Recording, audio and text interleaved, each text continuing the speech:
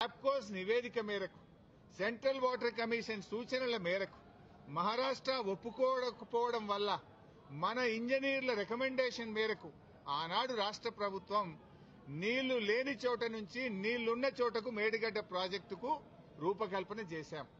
మీరు ఆనాడు నీళ్లు లేని చోట ప్రాజెక్టు ఇరికిచ్చే ప్రయత్నం చేసినారు. 7 ఏళ్లలో మహారాష్ట్రను ఒప్పించలేకపోయారు. అక్కడ వైల్డ్ లైఫ్ ప్రాజెక్టు కూడా ఉంది. చాప్రాల్ అనే వైల్డ్ లైఫ్ ప్రాజెక్టు కూడా తమ్మిడిహెట్ట దగ్గర ఉంది.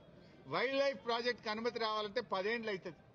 మరి పోరాటాల నుంచి నీళ్ల కోసం ఉద్యమించిన తెలంగాణ ప్రభుత్వం నీళ్ల కోసం మేము వ్యాప్కోస్ యొక్క ఆలోచన మేరకు సూచనల మేరకు నీళ్లు లేని చోట మీరు ప్రాజెక్టు ప్రతిపాదిస్తే నీళ్లు ఉన్న చోటికి మార్చడం జరిగింది.